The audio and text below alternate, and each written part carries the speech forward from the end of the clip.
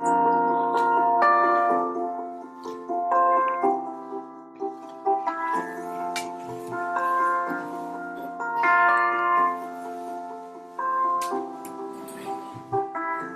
in those cups, yeah?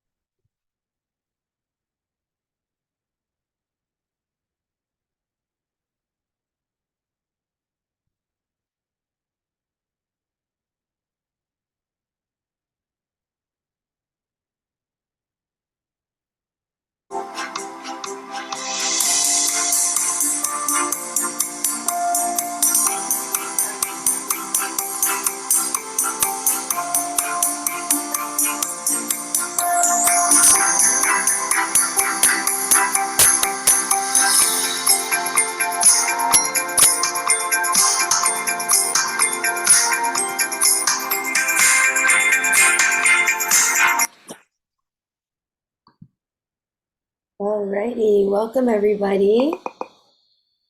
I see so many of you are on here already.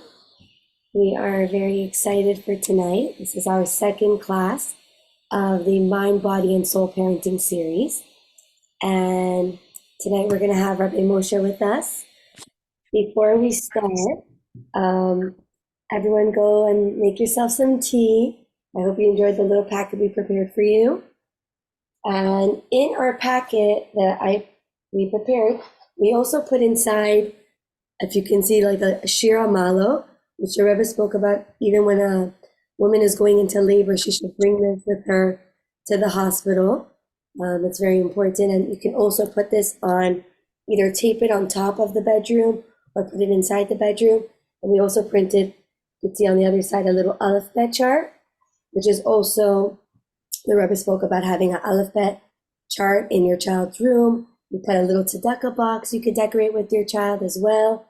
And there's also like a siddur or like a prayer book to also have in your child. These are all some special things that are important to have in a child's bedroom. So we wanted to include just a few things for you tonight.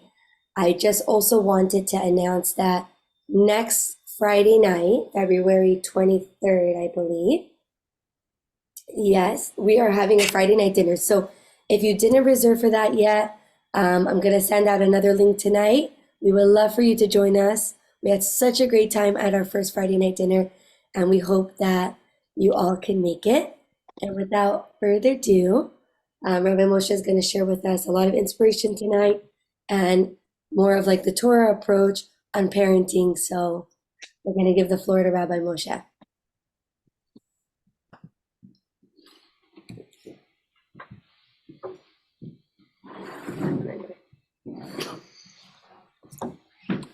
Hi guys, how's everybody doing?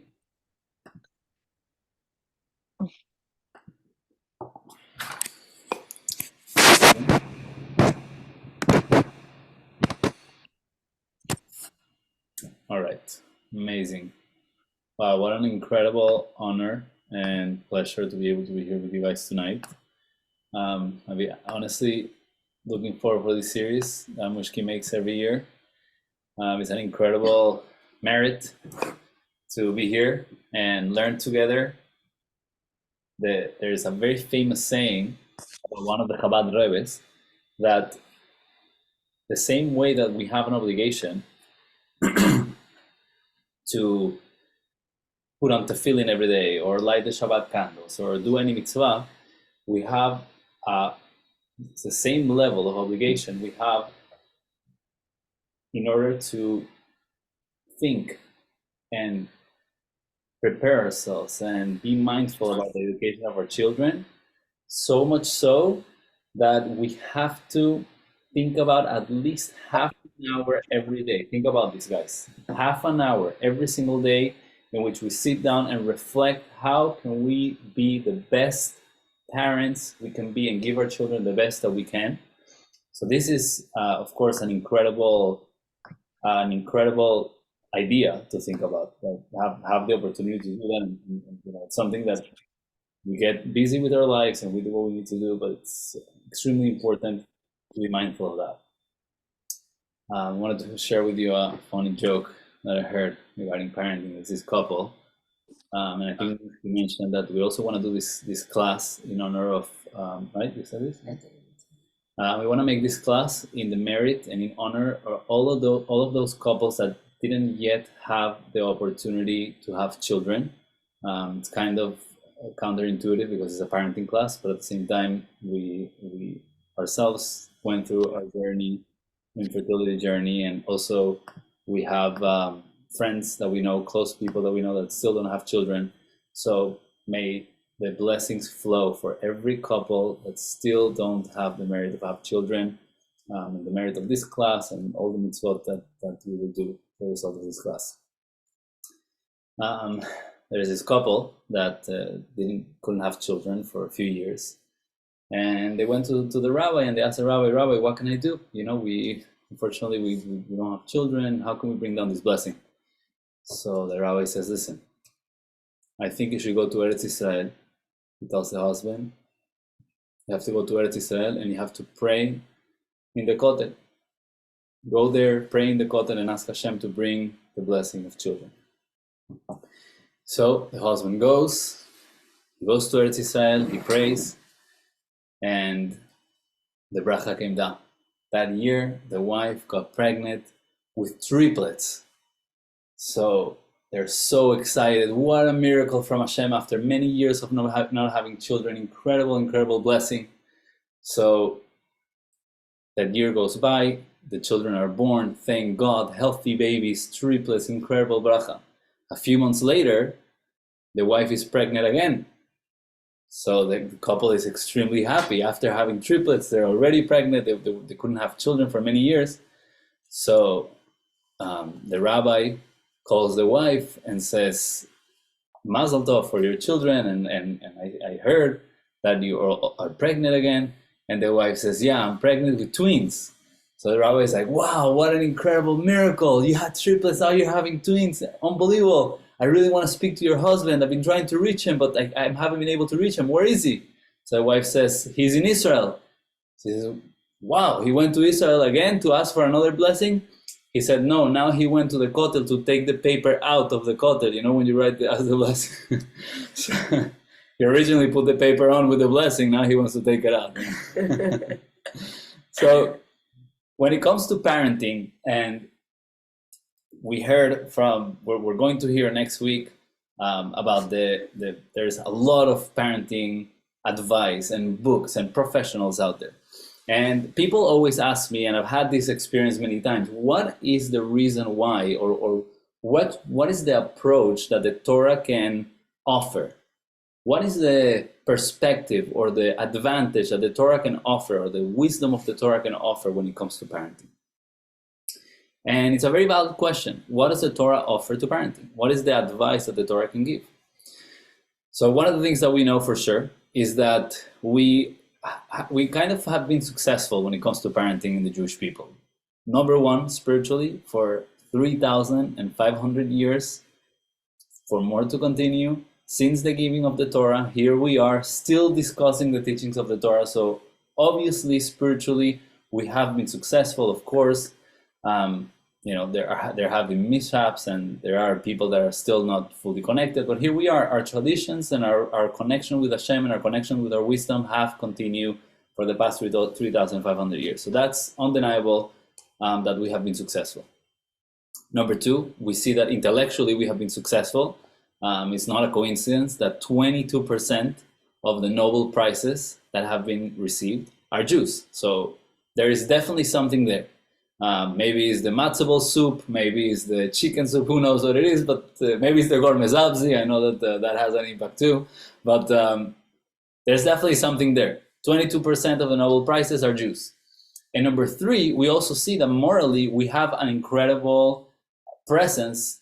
Number one, from the fact that you can't deny the incredible impact that Judaism has had in the basics of morals and ethics in creation, in the world. Every single nation, every single code of law is completely based on Torah and Jewish values. We also see that big philanthropists and people that are just good people in the world are Jews. You see, in 2010, there was the list of the top 53 philanthropists in the world.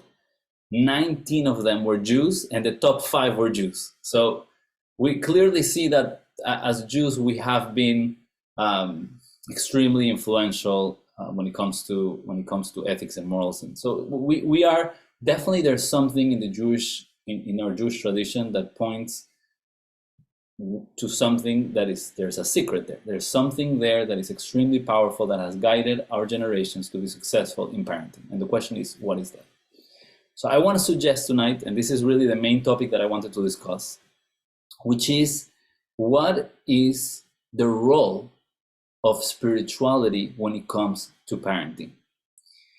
And I strongly believe that this is one of the things that, from all the books that we read and from all of the preparations or lack thereof when it comes to having a child, one of the things that we neglect, or that we could neglect, is the spiritual awareness and the spiritual presence in our home when it comes to parenting. And that's something that I want to emphasize today, and I want to show you and explain to you why this is so important in the development of the child, to have that connection with divinity, spirituality, Hashem, the Torah, and the mitzvot.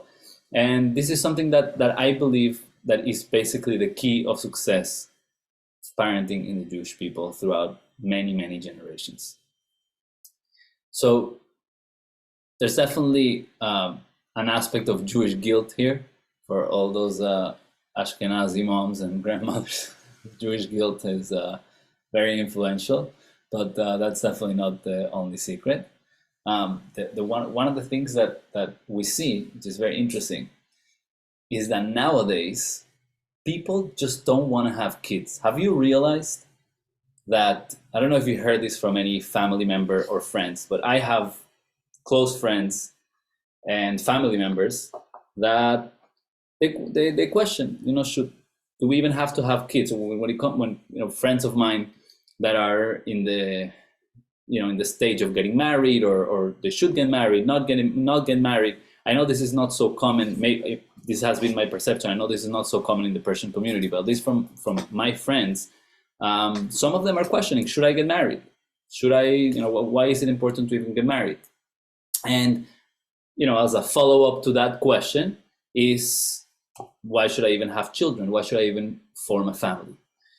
In the past 10 years, this is I just Googled this before the class because I heard this concept, but I didn't know it was this bad.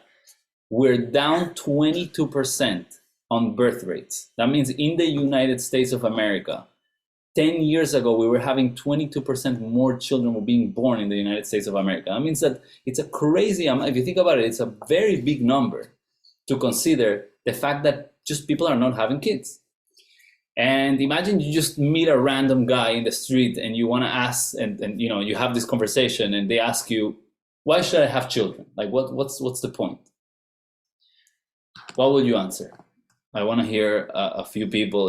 I invite you to unmute yourself and answer this question. If some random person comes over to you, even if he's not a Jew, and they ask you, why should I have children? What would you say? Kurash, I know you're eager to say something. I know you always wanna share. Surely. One thing, to have a kid.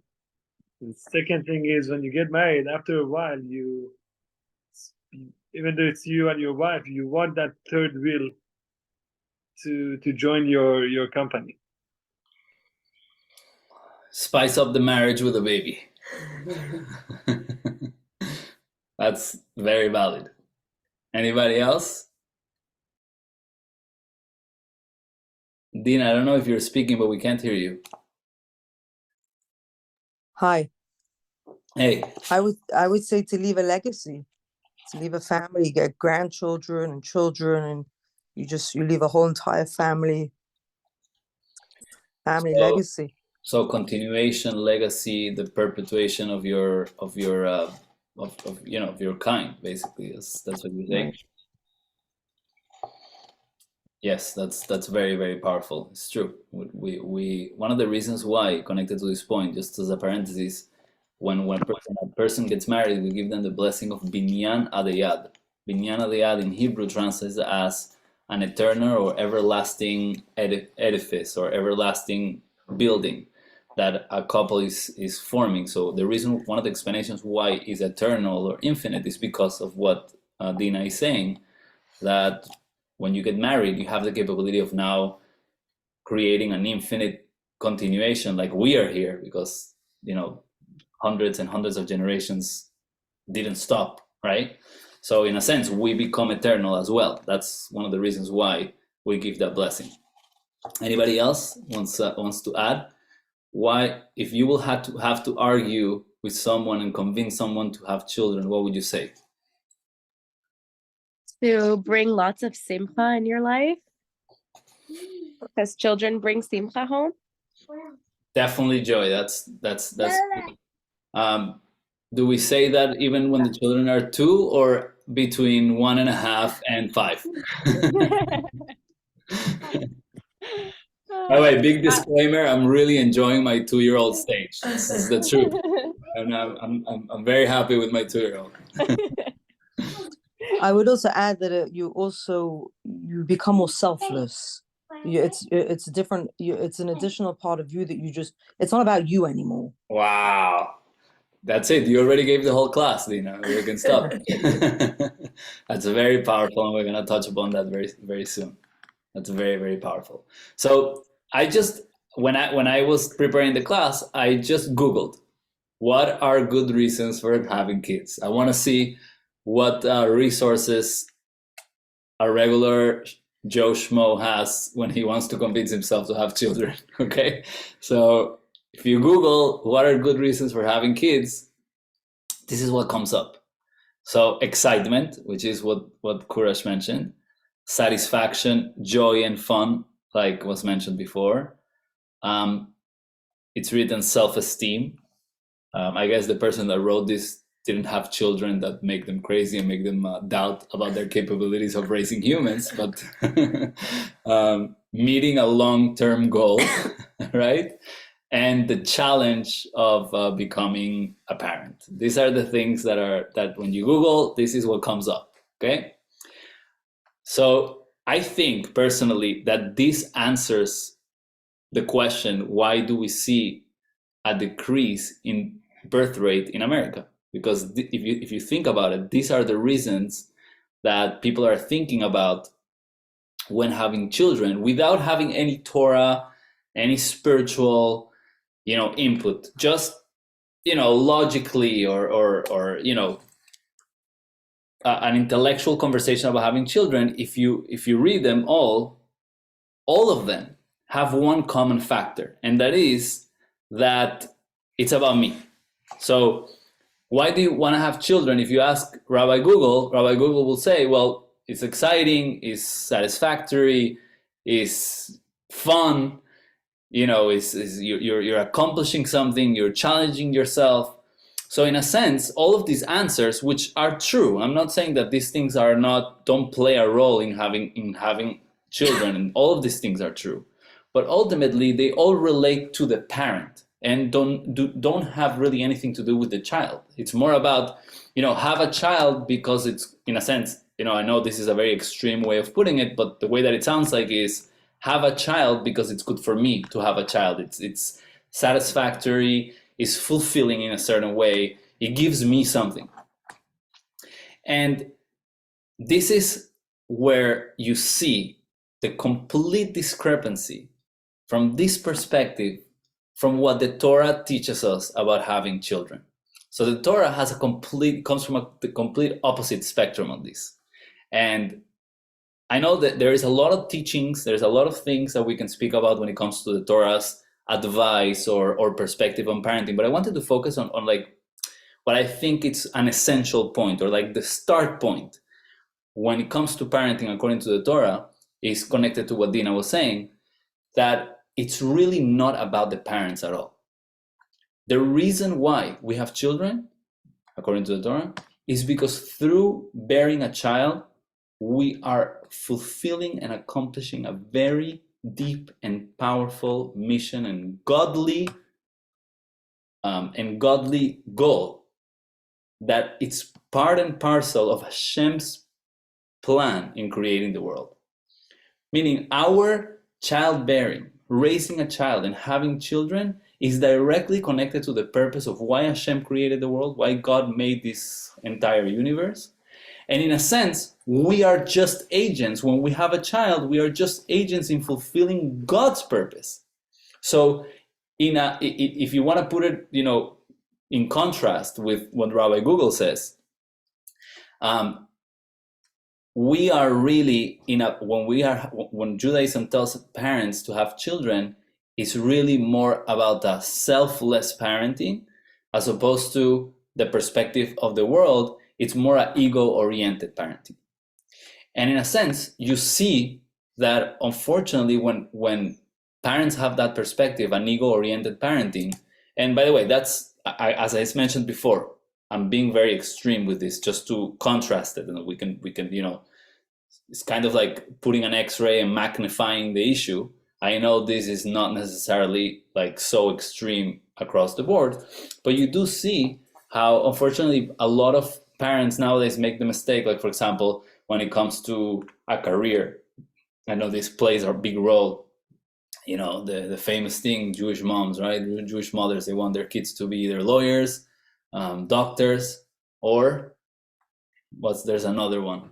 Definitely not rabbis. Definitely not philosophers or writers. There's another one, maybe engineer or real estate agents if you're Persian, right?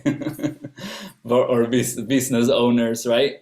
But what it comes down to is that we tend to, and this is extremely natural, but we tend to feel like the children are, when we have children, we kind of satisfying our own goal, where it's kind of like a self-fulfillment. And the Torah's perspective is that it's completely the opposite, that we're fulfilling Hashem's purpose by having a child. So this is the complete opposite contrast. So I want to share with you a story that kind of brings out the point. There's a famous story in the Talmud about a very powerful woman. She was the wife of Rabbi Meir. He was one of the great sages in the 2nd century or 3rd century. Basically, most of our Judaism is based on Rabbi Meir's teachings or arguments with Rabbi Meir. But most of Judaism is based on Rabbi Meir. He's a very holy, incredible personality in the Talmud. And his wife, interestingly enough, was also a very famous holy woman. The Talmud rarely mentions a woman that has scholarly acquired knowledge. There's stories recorded in the Gemara that they will come to her to ask her halachic questions because he was extremely knowledgeable in halacha. It's very interesting. Her name was Beruria. So she's a famous personality in the Talmud. So the Talmud shares the following story. The Talmud says that it was one Shabbat that Beruria was at home with her 2 children, and her 2 children were sick already for a while, and the Talmud relates that unfortunately her 2 children passed away. That Shabbat, Rabbi Meir was not home.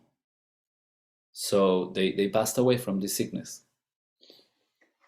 So Beruria covered them with a blanket.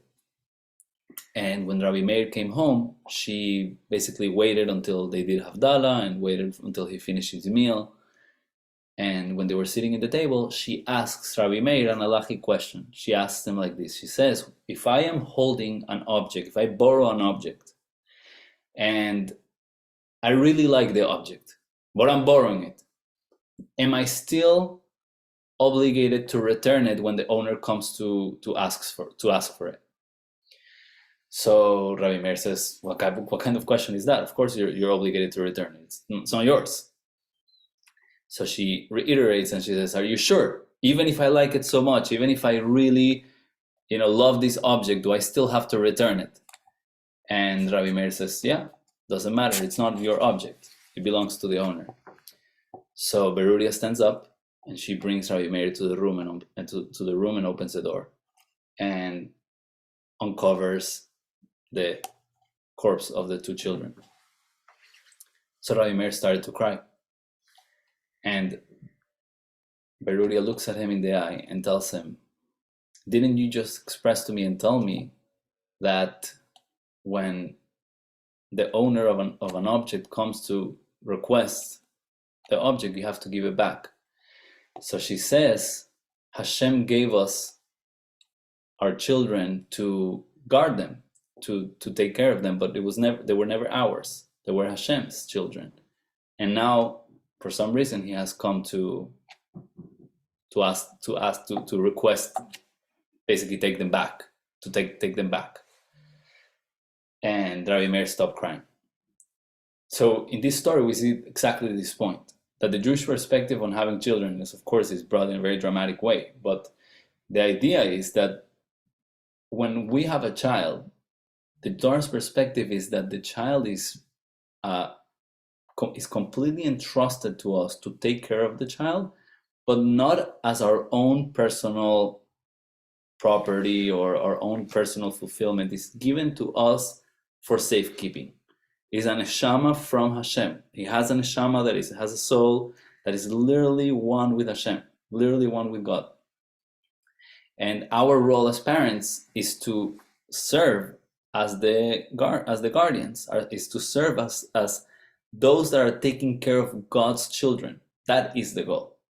And if we look at it with those eyes, then everything changes, because we are here to fulfill Hashem's purpose. This child is coming into the world to fulfill a specific goal, to do a mission, to put a piece in the puzzle of the entire creation, from the beginning of creation until the time of Mashiach. And we are meant to facilitate that process. As parents, we are here to enable the child to fulfill his godly mission. So we are given the power, we're given the strength, we're given the guidance. Sometimes we're given the strength, sometimes we lack the strength, but we are given the mission to help and promote and create the proper environment so that the child can fulfill his godly mission. That's the goal of parenting.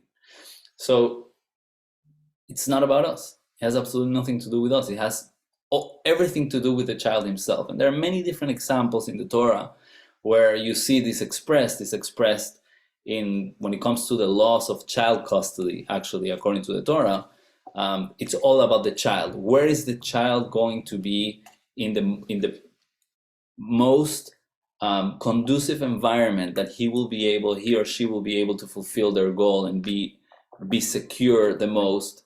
I don't know if that's the way it is in the legal aspect here in America. I believe it is similar to that.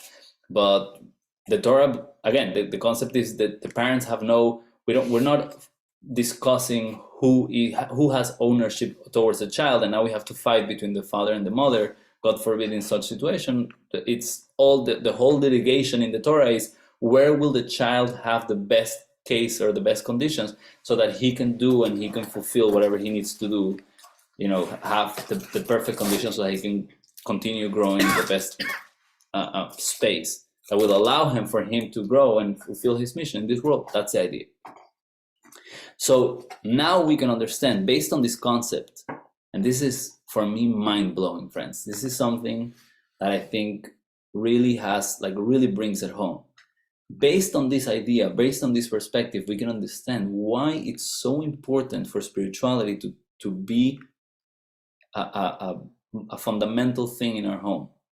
Because when we say spirituality and we say connection with God, we're basically emulating, or we're showing to our children that we ourselves are committed to a godly purpose.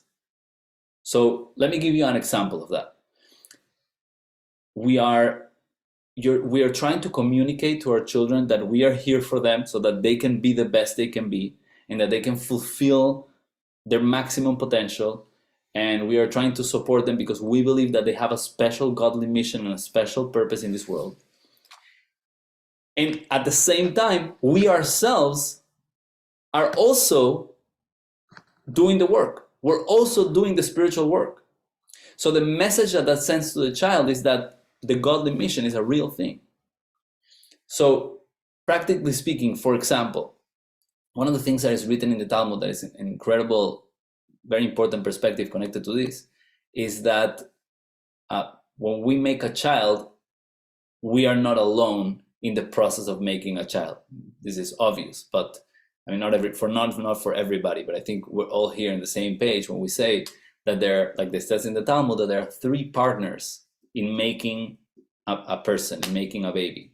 There is the mother, there is the father, and then there is Hashem himself. So just as a parenthesis, I know personally from our own journey and from many people, and I've heard this many times, that having children itself is a godly experience, that we don't necessarily control, bearing a child. It's something that for some people takes a long time, and for some people happens right away, and for some people happens right away, and then it takes a few years until they have another child, and it's all min hashamayim. I remember speaking once to a doctor, and the doctor was telling me, a fertility doctor, and he was saying how there is a 15 or 17% of unexplained infertility, meaning like even with the most developed science, we don't know why. Basically, there's a godly factor here that we can't really control, and even in the best case scenario where all the parents are healthy and everything is good, sometimes parents don't have children. It takes them a while to have children because it's a godly thing, right? Hashem is one of the partners in making a child. So why is that so important? Because when we're raising a child, that helps us, that this perspective helps us recognize that sometimes we just have to let go. Sometimes we do our part, we're trying our best, but we also have to learn how to let go and bring God into our life and say, Hashem, this is the moment where you take over. Like I've done what I could, I'm doing the best I can, but I need you to step in. This is a clear example where spirituality takes a very important role in raising a child, where we are able to recognize that it goes beyond our own reality, that raising a child, as much as Hashem is entrusting us the child and is giving us the strength and is giving us the ability and giving us the tools that we need, ultimately Hashem is a partner. We need his input. We need him to be part. And we see that in today's generation more clearly than ever, because we see that unfortunately or unfortunately our children are exposed to so much. So as much as we try and we give our children powerful tools and we try to guide our children and show them what's right and what's wrong and what's white and what's black, and we show them the clear path, we also ask Hashem to please Yavarechecha Hashem ve'ishmerecha, bless our children and guard our children. To ultimately, Hashem's input is extremely important when it comes to making sure that our children are exposed to terrible things, and even if they are exposed, that Hashem should guard them, that it shouldn't impact them emotionally, psychologically, spiritually, in any dimension or in any level possible. So this is really the answer. The answer to the original question was, what is the role that spirituality takes in raising a child? And the answer is that spirituality, the real true connection with Hashem, is learning how to let go, is learning how to recognize that we are here in this world in order to fulfill a godly mission. So our parnasa, our job, our daily things that we do is part of Hashem's plan, is part of Hashem's mission. Our marriage, our shalom bayit, is part of Hashem's mission as well. It's not about fulfilling myself. It's not about my own personal. And even though it is true that if we have a harmonious marriage and we have shalom bayit, we have the best life, right? Happy wife, happy life, right? Kurash, you told me that it's the first day, number one. Happy wife, happy life, right? So a harmonious marriage, a real shalom bayit, it gives you the best life possible. And definitely the things that we mentioned before, having a child is the greatest joy, and is the greatest fulfillment, and is the greatest excitement that we can have in our life. And these things, it's a blessing that Hashem gave us, that this works together, that our godly purpose, even though it's so godly and beyond our reality, at the same time is the most fulfilling and the greatest pleasure that a human being can have in this life is to have a child. So it works hand in hand. But the mistake is when we make it about ourselves. Because when we make it about ourselves, we can make we can end up, trying to fix our children or trying to box our children, or my wife and I were discussing this before, that sometimes Shmuel, our son, he does certain things that we're like, who are you? Like, where do you come from? Like, you're another human, you know what I'm saying? And he's only 2.5. I can imagine when he's 8, 9, and if there are parents here that have older children, you probably see how children start becoming more independent, and they start developing their own personalities, and they start developing their own desires and their own wants and their own direction in life. And it could be extremely challenging, even though fascinating, but also it could be extremely challenging when we see our children taking directions that might make us uncomfortable. It's like, I don't know if I want you to be a musician. I don't know if I want you to, just giving that example just because it's a very tangible example, but at the same time, when we learn how to let go and say, listen, this is my child's journey, and my child has this interests, and he has this direction, he has this, of course, as long as it is something good and it's part of the path of goodness and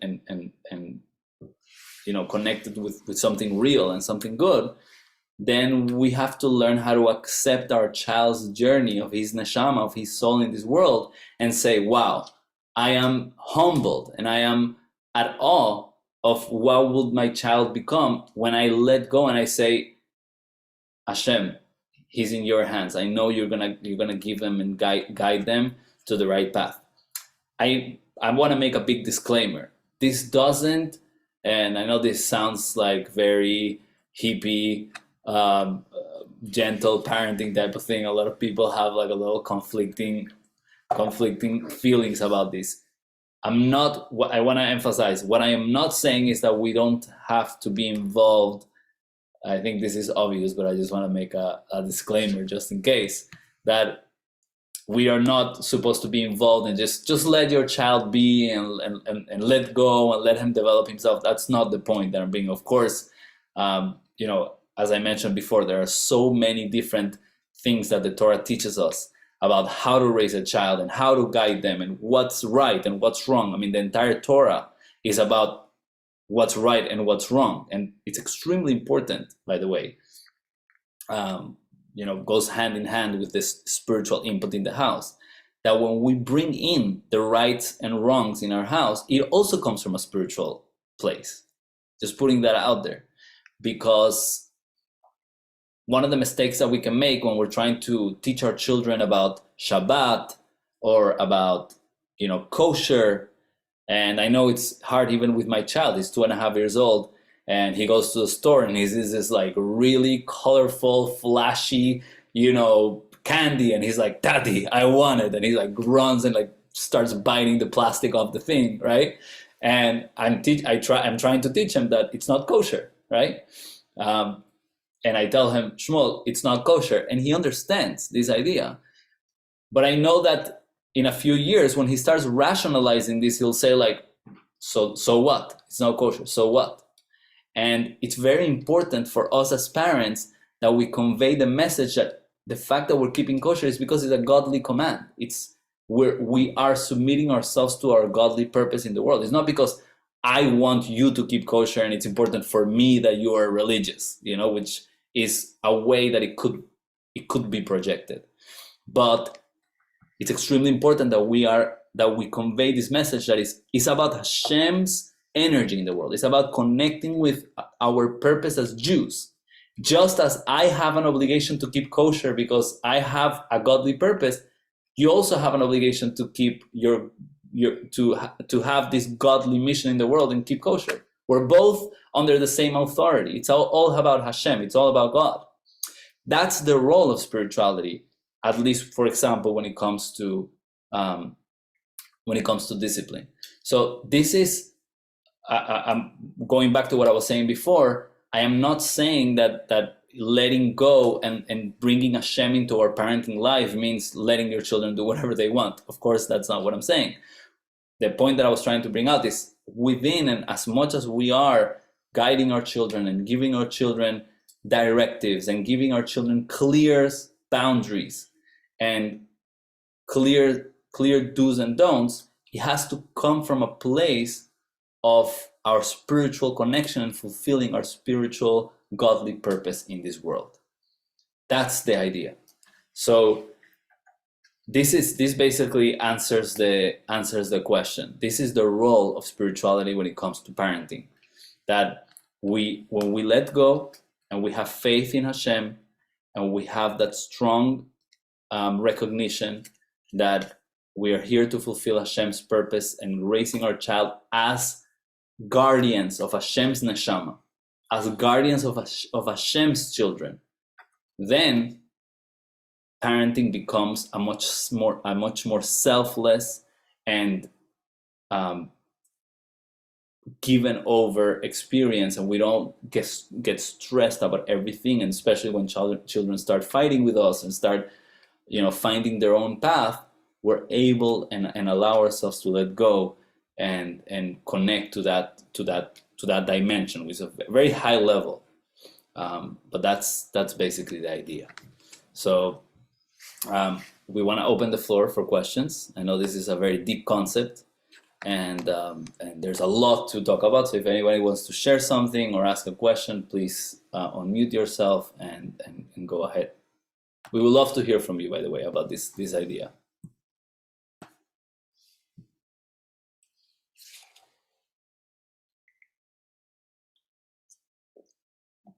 So if no one has a question, I want to ask a question. Anybody has a question? If not, I'm Justin? No. Okay, so I want to ask a question to the floor, and I want to hear your opinion on this. So we're talking about raising children with a godly perspective, with a godly mindset, with a godly purpose. So my question will be, how does that play out when our children are being extremely difficult, for example? When I say difficult, I know that has many translations for many people, but let's talk about young children, like preschool age. They're throwing everything, tantruming, complete meltdown. And how can this concept help in the challenges of parenting? That's basically what I was thinking when I was preparing the class. How does this translate practically into our day-to-day parenting life? That's one of the things that I wanted to discuss. By the way, Mushki's right here, just if you were wondering. I'm enjoying the class. Mushki's she's also listening to the class. She's right here. So how does this translate practically? Mushki, how does this translate practically? No? You don't want to say?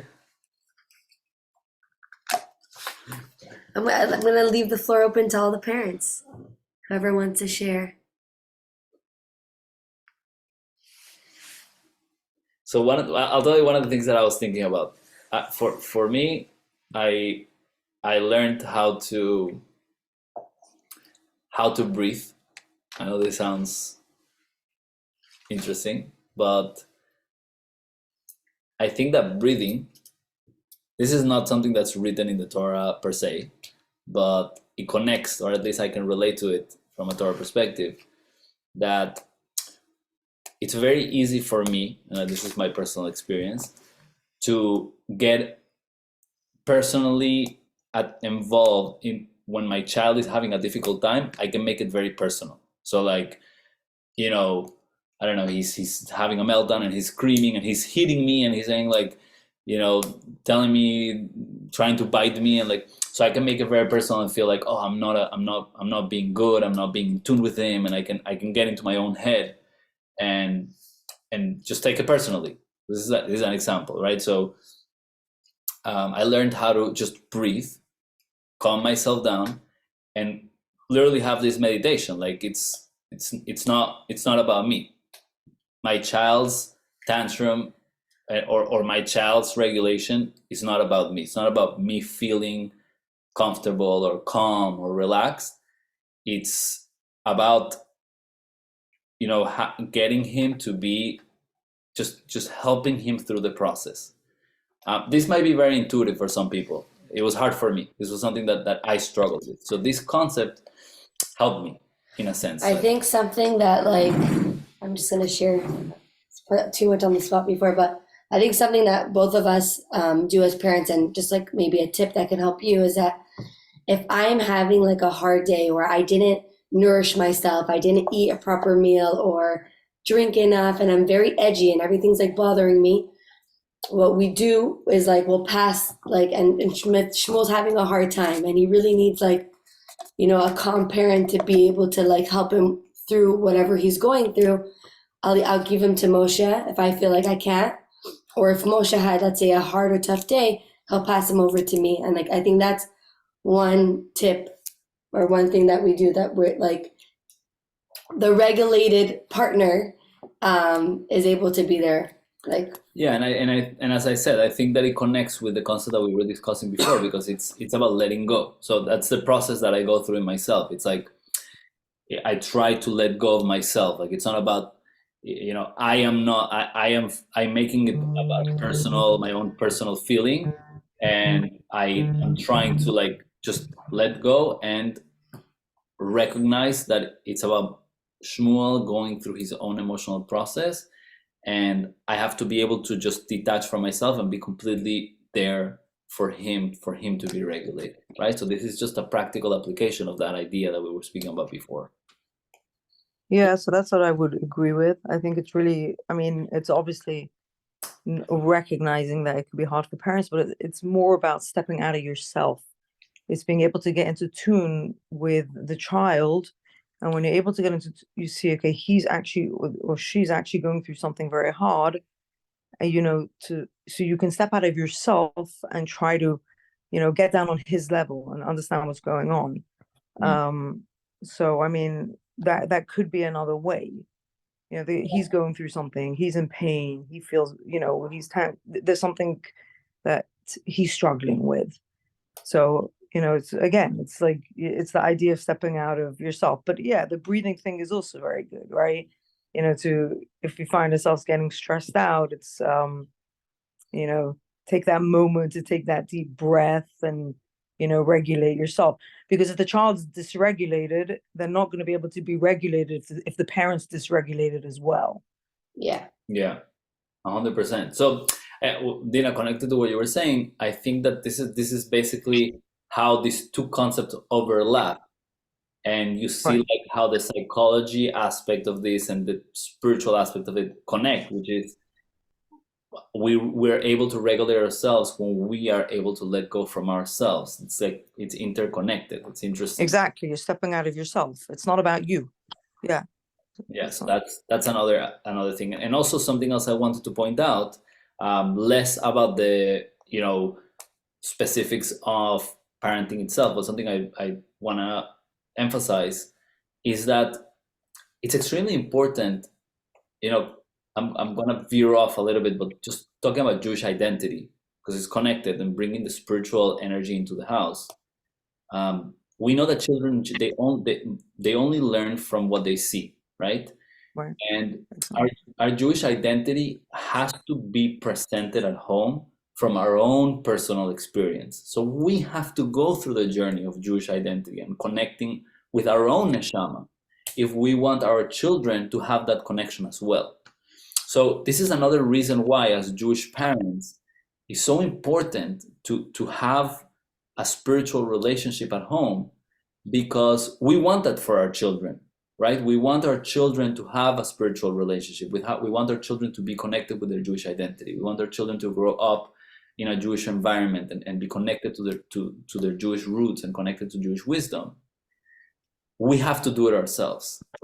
Yeah, because they're only going to feel what we feel. We're literally putting on, you know, our energy is what they're living off. They're absorbing our energy. They're absorbing our experiences and our feelings and our authenticity with it. Wow, that's a very good word, by the way, authenticity. I think that that's, you know, I've discussed this many times, and really I didn't want to make this the main topic of the class, because I feel like I thank God. Mushki is so amazing in what she does, and the school is so incredible in so many different levels. But Yeah. one of the things that you see in our school is that we try to make Judaism very relatable and very fun and exciting for the children. I mean, my wife really. I don't know why I'm taking any type of credit Me on too, me this, too. but you know, my wife and together with all the teachers, they really work hard in trying to make Judaism a very exciting and fun experience. And this is the only way that we can have a fun, exciting, curious relationship with spirituality is when we are going through that process ourselves. Mhm. And some parents might say like, well, I'm not so religious. Like I'm not so, you know, I don't keep all the mitzvot at home. So like, you know, what are you saying, Rabbi? I have to become all religious now so my children can you know, be connected. And what I'm saying is that yes, of course it's important to do the things, but whatever it is that we do, you know, whatever it is that we do as parents, we have to do it with a passion. We have to do it with a soul. We have to do it with a spiritual relationship, Intention. right? And with intention. That's a great word. So if we do it that way, then our children will reciprocate. They'll see how important it is for us, and that's how the chain can continue. There's a much greater chance that the chain can continue if we are going through that spiritual experience ourselves. I think it's even like really simple things, even just like, Pesach is coming, or like, I'm looking forward to Pesach. And I know it's also very natural and normal, like for some of us to maybe dread Pesach. There's so many things that you have to do for it, or clean your house, and there's things that it could be very overwhelming. Call your girlfriend, talk to your friend and like have a conversation with her and vent to her. But when you're around your kids, give them like a good taste for it. Like, what can we do to make Pesach so exciting this year? Or make it easier for yourself. Start much earlier, or sometimes we make ourselves crazy to do like spring cleaning at Pesach, some people. And really, that's not about that. So, like, kind of lowering the expectations for yourself and like figure out ways to make Pesach something that's like exciting and looking forward, because that will translate to your kids. And ultimately, if you enjoy the holiday, they'll enjoy the holiday, Right. Yeah, I mean, positivity is everything. It really, positivity and love, and you bring it with warmth. I mean, that's gonna stick and stay forever, Yeah. no matter what. Yeah, it's true, Mushki. Yeah, I Yeah, mean, really, like Judaism is life, and there's so many things that we could just be so thankful for, and like really to be connected to Hashem and letting go, that's also a part of being happy. So I feel like even like what Rabbi Moshe was saying about like letting go and this idea of parenting, but also letting go in general in life allows us to just be a little bit more free and like be able to connect to Hashem and bring that joy in whatever it is that we're doing. Yeah, I actually wanted to make that connection before, because it's important to understand this idea. I don't want to take that much time, but I want to point out that for a future class, and we're not going to talk about it today, it's very interesting how one of the 10 commandments is to respect your parents. And it's not by coincidence. I mean, from all the 613 commandments, even though we received all the 613 commandments from Hashem in Har Sinai, but what we call as the 10 commandments, and we put it on a pedestal and it's so important, one of them is to respect our parents. And one of the reasons is because just as we want our children to emulate authority by showing, looking at us as their authority, if we want them to do that, we have to emulate that authority. So yeah, of course that works with grandparents, but that's not what I'm referring to. What I'm referring to is when we emulate authority towards God, our children emulate the concept of authority also towards us. So that's one of the reasons why the 10 Commandments is part of the 10 Commandments are divided into 5 commandments between us and God and 5 commandments between us and our fellow. Respecting your parents is part of our commandments between us and God, even though seemingly is a human experience, a human relationship. but in truth, is an expression of our commitment towards Hashem. So when we emulate our commitment towards Hashem, so an example of that will be, like putting on tefillin every day, for example, or going to synagogue, or taking one day during the week that we go to synagogue, or learning a Torah class. Like I see, Levi and Ella walking around, and they see the parents are sitting and they're learning Torah. You are emulating to your children what you want them to do towards you, which is there is an authority. God is our authority. We're submitting ourselves to Hashem, and we want our children to have that concept as well for Hashem and for the parents. So it's kind of interchangeable, this idea. So that's another reason why, connected to this conversation, how important it is to have a spiritual life at home, and how children learn from us being connected to spirituality at home. It really has a deep impact in that sense. So yeah, guys, I think this is we can talk about this forever, but it's a very powerful concept. I believe that has. If anybody has any questions or any comments, you can always message us, email us. We would love to continue this series, learn more. There's so much to learn when it comes to parenting and Jewish knowledge and Jewish wisdom. But thank you so much, everybody, for coming. We have one more class left of this series. I'm going to post more information on the parent WhatsApp group. But thank you, Rabbi Moshe, and thank you, everyone, for joining us tonight. And again, if anyone missed the beginning, we are doing another preschool Friday night dinner, and we would love for you to join us. It's going to be next Friday night, February 23rd. So I posted a link on the group chat. I will post another one, God willing, tonight, so that you can reserve for your family. We would love to spend Shabbat with you. Thank you again, everyone, for being here tonight. Thank you. Thank you, guys. Good night. Good night. Okay, guys, thank you so much for joining. Wonderful lecture. Thank you so much. Thank you. Thank you. Thank you. Good night.